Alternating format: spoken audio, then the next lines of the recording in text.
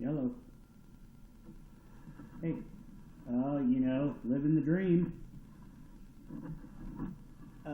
But I finished up yesterday late afternoon. So I talked just trying to get fall on it, but that's just because elevation to the building had already been made, But the way that they plumbed in that bathroom, that was giving her a lot of fits, John, you should have seen it. It was comical. It almost looked like a 2-year-old plumbed that. And everything was rolled with backfall. It was not good. So, I just wish you were there to see at least the way they plumbed it. None of it had fall. So, we got all that taken care of. And then we took out a big chunk, front to back of that dance floor. We took out that cast iron and put plastic back in. So we went as far as we can physically get our hands on with it. Because that would be correct. We would have to tunnel a little bit to get to the fern coves, but I just wanted to get it as close up as I physically could to keep from somebody ever having to get into that floor. You know what I mean? And because she really wasn't wanting to have to get into the bathrooms at all, if at all cost, because she had those obviously recently remodeled. So she just really, really was hesitant about wanting to get into doing damage to the floors of the bathroom. Well,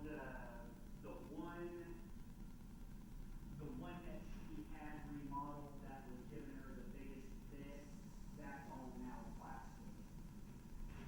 But we didn't have to get into that bathroom just because of the fact that it already put ABS in the plastic. They just did such a horrible job on the way they plumbed it. I mean, it was bad.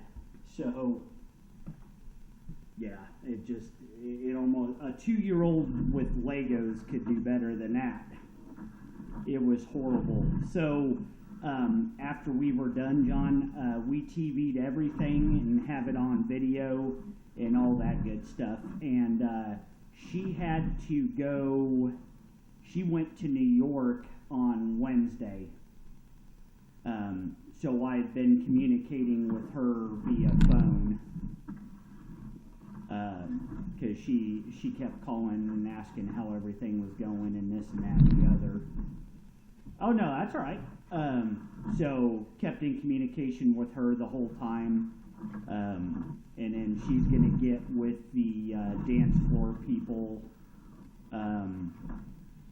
early in the beginning of next week and talk about getting that floor scheduled to get put back down.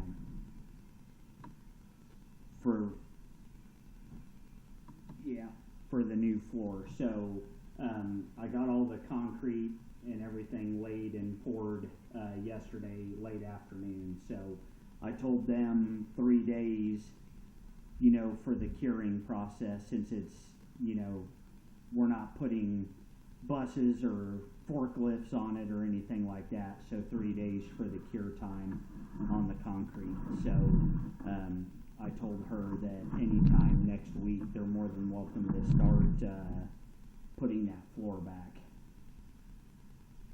So, but yeah, that whole bathroom run that was giving them the biggest fits, that whole thing was completely had no fall on it whatsoever. It was actually all going uphill. No, not at all. And I told I can't remember the gentleman that was there that I had talked to a few times, because once again, her plane left early Wednesday morning. When I had talked to her, she was just getting ready to board.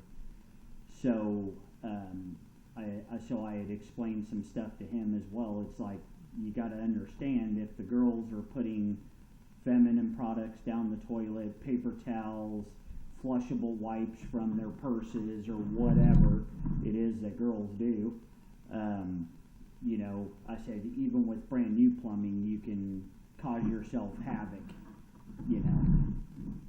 So I said, it's really, yeah, well, they did take all of the paper towels out of the bathrooms, because that was such a chronic problem. He said that he finally just said, you know what, we're just removing all the paper towels from the bathrooms altogether. So they went ahead and kind of did that. So, but yep, so we got it all back in, everything, and there was no gravel underneath any of the pipe. Even the old cast iron, when it was first laid, there was no gravel underneath it, and there was absolutely no gravel underneath that other bathroom that was giving them the biggest problems.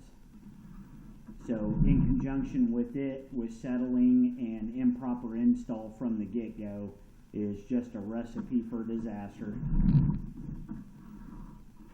I know, right? But yep, so we, like I said, John, we TV'd everything after we were done, and we were flushing boatloads of paper, TV'd it again, and everything like that, and life is good. So as long as they're not doing anything stupid as far as abusive nature and thinking that a sewer line's a trash can, that should be the end of that game, you know. The only thing I wish we still had was full flushing toilets and not, you know, the low consumption stuff anymore. But, you know, we all have wants and needs in life, John, and that's one of them, but I know I'll never see it again. So it is what it is. But yeah, she was ecstatic too. I was humping it pretty hard, because, you know, the girls aren't dancing in that studio, and the longer that they're down, they're not bringing in revenue, yada, yada, yada. You know the drill. So, you know, I was just trying to do my due diligence and try to get her up and running as fast as I could, you know, to where she could start getting that dance floor put back in. So, I just...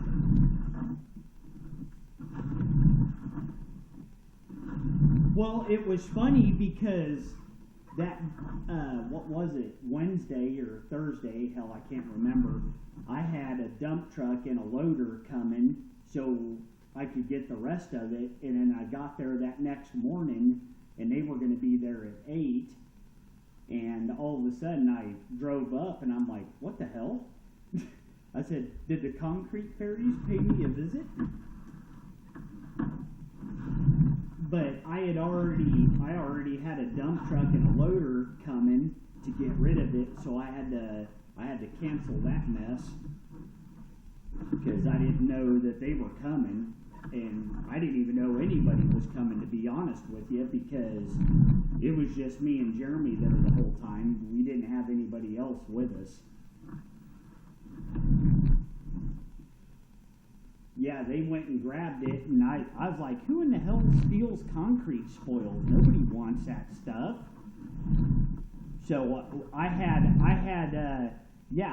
her look on her security camera, because I'm like, you know, it had to have happened after 2, but before I got there that following day. So she looked it up, and a couple gentlemen in some Ford F-150s with some trailers showed up. And she goes, are these your people? I'm like, I have no idea who those guys are. So, but I had a funny feeling that it was probably somebody that you knew, or somebody that had worked for you.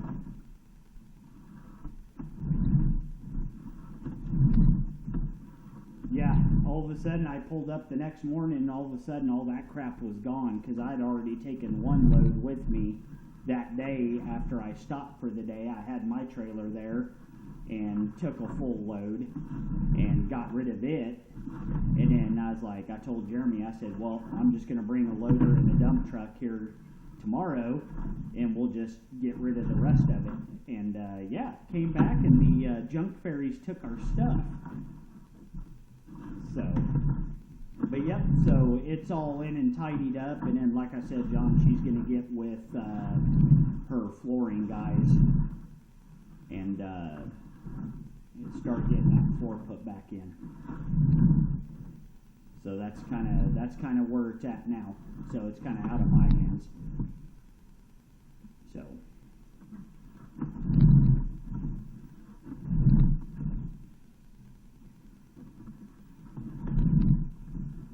Okay. Alrighty. Alright. Yeah, not a problem. You as well. Alright, take care. Bye.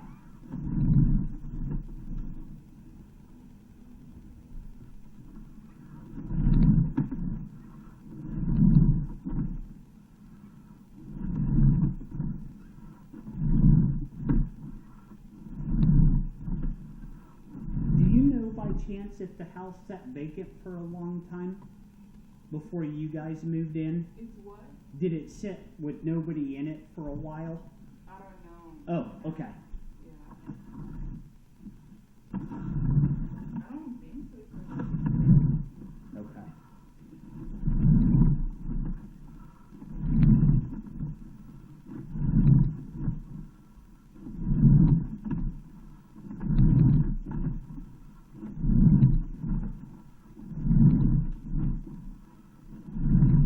But you said your shower was doing that even the first night you stayed here? Yes. Okay, so it didn't just start. No. Okay, gotcha. Is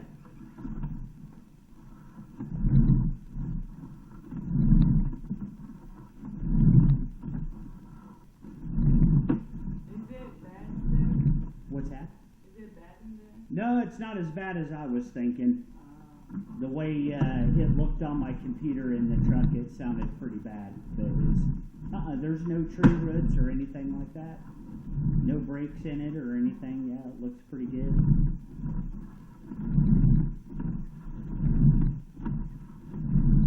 When I was cleaning, I was hoping there's a manhole in your front yard here. And I was hoping your house dumped directly into it, because then I could do everything from the outside and not have to drag anything in here. But I didn't get lucky.